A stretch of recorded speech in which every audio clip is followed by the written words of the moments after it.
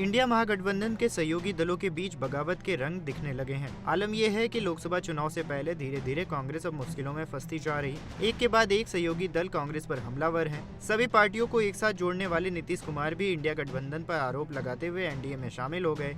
वहीं चुनाव से पहले सीट बंटवारे को लेकर भी सभी के बीच सहमति नहीं बन पा रही है। एक तरफ जहां मुख्यमंत्री ममता बनर्जी लगातार कांग्रेस पर तीखे रुख अपना रही हैं, तो वहीं दूसरी तरफ समाजवादी पार्टी के तेवर भी बगावत के ही दिख रहे हैं।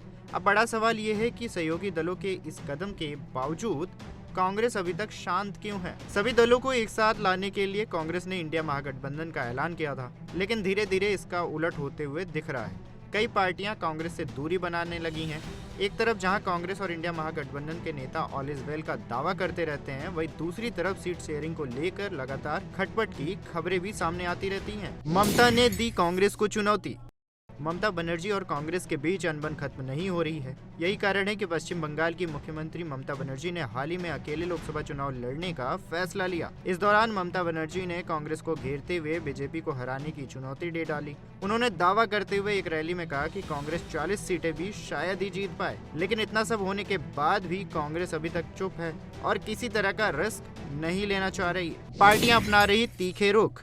चुनावी पंडितों की माने तो पार्टियों के बगावत के बावजूद कांग्रेस का नरम रुख इख्तियार करना चुनावी रणनीति का हिस्सा माना जा रहा है। यही कारण है कि पार्टी अभी तक चुप्पी साधे हुए है और किसी भी बयान का पलटवार नहीं कर रही है। न ही पार्टी के कोई बड़े नेता इस पर सीधे तौर पर बात कर रहे हैं, क्योंकि कांग्रेस भी जान गई किसी भी तरह की बयानबाजी और त्रिमूढ़ कांग्रेस को महागठबंधन से अलग होने का मौका मिल जाएगा। यही हाल यूपी में भी देखने को मिल रहा है, जहां समाजवादी पार्टी भी तृणमूल कांग्रेस की तरह महागठबंधन से अलग होने की कोशिश में है। समाजवादी पार्टी भी कांग्रेस पर भड़की हुई है। सपा कांग्रेस के बीच कई दौरे की बैठक हुई, लेकिन कोई बात नहीं बन पाई। सपा 12 सीट दे रही तो टीएमसी 2 सीट दे रही।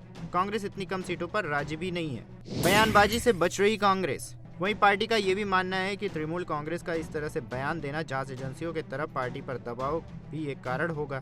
यही वजह रही कि अब तक कांग्रेस किसी भी तरह की प्रतिक्रिया देने में जल्दबाजी नहीं कर रही है। और इतना ही नहीं, पार्टी के नेताओं की माने तो जब तक ममता बनर्जी खुद महागठबंधन से अलग होने का ऐलान नहीं करती, तब तक कांग्रेस उनको महागठबंधन का हिस्सा मानती रहेगी।